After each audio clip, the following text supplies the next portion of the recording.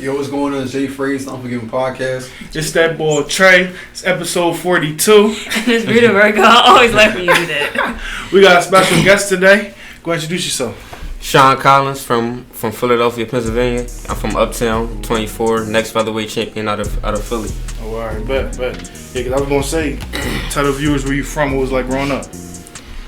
Growing up, Uptown it's a little. It's an okay area, you know. It get a little ratchet sometimes, but for the most part, everything was cool. I ain't ever get into no trouble in the streets. Yeah. But you know, I stayed away from all of that, and now I live in Albany, which is even worse. But you know, I'm grown, so I'm grown, so I stay out the way. You know, I go to work and go to the gym and mind my business. Yeah, as you're supposed to. Alright. Well, who were your biggest influences coming up? My biggest influence was Floyd Mayweather. I like the way he boxed. He boxed like beautiful. He got great defense. You know, he think defense first before anything. And you know, he lasts long in the sport because he don't sit there and go toe to toe with you. He'll outthink you and outpoint you. Yeah. And you know, he got 25 knockouts. Yeah, so you know, I think what he had 50 wins. 50 and 0, yeah. 50 and 0, right? 50 and 0, yeah. So got 50% knockout. So you know, when a knockout come, he'll take it. But you know, for the most part, he stay smart and get on his defense. You count. I was just about to exit. We did the same thing. What's that? You count the last McGregor as a oh no, that was just for the money. He ain't got no boxing experience. You know, I think he knocked him out like the 6th round. He knew he was gonna get tired because MMA fighters, they only go 5 rounds. Yeah. 3 minutes per round, right? No. It's 5 3-minute rounds. 5 minutes, I mean, right. 3 5-minute rounds. Yeah. Right. So they only got 15 minutes in them. You know what I mean? Yeah. So a boxing, it's a 36-minute fight. Yeah. So you know, halfway through the fight, MMA fighters, they be done. So how did you get started in boxing?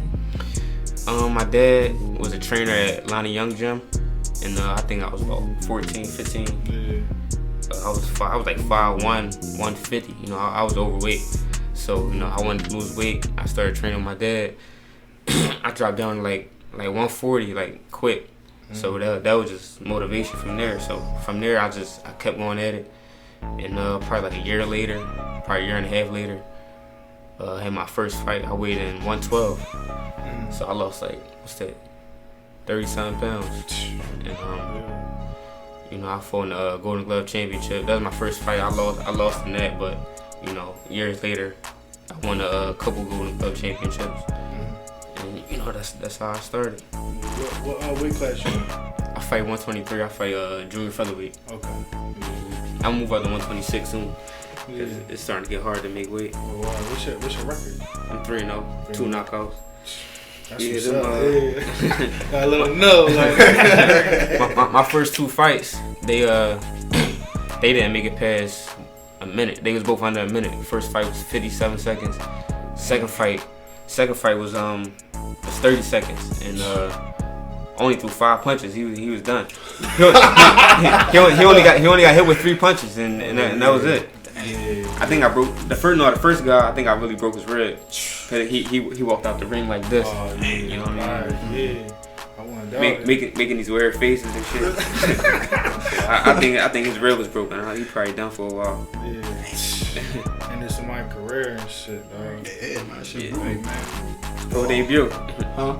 That was my pro debut. That's what's up, y'all. And another thing, I don't even go for knockouts. I just, you know, I outbox them. You know, I use my jet at first, but once I see they can't take it or they breathing heavy, or you know, they hurt, stumbling and all that, I'm getting them out of there. Yeah, of course. Alright, well, how does your daily routine for training go? Like, what you usually do when you train? Well, I work in the morning, so I don't get to train till like probably after work. But usually, the gym open at 5:30. I'll probably be there like 5:36. Train for 2 hours. Then in the gym, I'm on the bag, sparring, pads, speed bag, jumping rope, and then after that, I go home and eat something light, and then probably around 10 o'clock take like a 4-mile run. And call it a day. But on some days, I will go to LA Fitness after the gym, and do my strength work, pull ups, push ups, and weights, so I can keep my body in shape.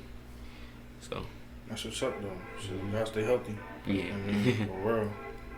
What's the next question? Oh, how do you decide on your diet and what's good for you to eat during training?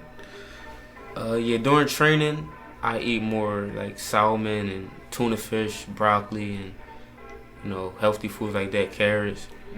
I stay away from bread and fat ass foods, and stay out of juice and soda, except Gatorade. I drink a Gatorade, a couple sports drinks, but I stay away from all the chips and candy and soda and stuff like that.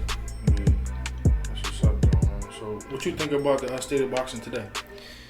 I mean, it depends on like what you want to see. More old school boxing, they more toe to toe, like Sugar Ray Leonard. He'd sit there and bang out 1,000 punches. You know what I mean? But nowadays it's more technical. But you got some like Mexican fighters, they just go right at you and try to knock you out the whole 12 rounds, like Marcus Maidana or what's his name, that Earl Smith just fought, Mikey Garcia. They keep going at you. They don't care. They get hit. They still gonna go right at you. But I mean, you still got some like old school boxers and the new school guys that stay more technical and more smart. Like I like Terrence Crawford. He my favorite fighter right now. What about the boy Ryan Garcia? Ryan Garcia? Call him Flash and shit. Yeah, I like him, but he about to fight a guy from Philly. For real? Yeah, his name Avery Sparrow. Okay. I feel like he underrated. He 10-1, but his only loss was from disqualification. So I don't really hold that against him. But I think he got a big chance of winning this fight. Another boy from Philly too, Tevin Farmer. Yeah, I love Tevin Farmer. I was at his last fight for I think the boy name was John Carroll. He whooped his ass for 12 rounds. He ain't get him out of there, but he fucked him up for a whole 12 rounds. And then the crazy thing about it, at the weigh-ins, he's like, yeah, I'm gonna whip your ass for 12 rounds, and then I'm gonna take you to Max's and get you a cheesesteak. and he really did it too. I saw him on the gram. He was in his back. He was in his back seat. They was on their way to Max's and shit. Serious? He brought him a cheesesteak from Philly. Yeah, I don't know where he was from, but he got a Philly ass whooping and a Philly cheesesteak all in one night. That's noble though. I mean, they trying to get Tevin Farmer to fight Javante Davis. Yeah. With the boy from Baltimore? No, the boy that... Yeah, he from Baltimore. Yeah, the boy that Floyd promoted. I know you're talking about, yeah. That's going to be a good fight, dog. That shit. Who you got in that, John? I don't know. I would love for Tevin Farmer to win that fight. Yeah. I think they just offered him $2 million, but Tevin Farmer said it wasn't enough. Oh, for real? Yeah. So yeah, I don't know. They gotta do something, give him some more money, and they can make it happen. Yeah. I would love to see that fight though. But that should be crazy.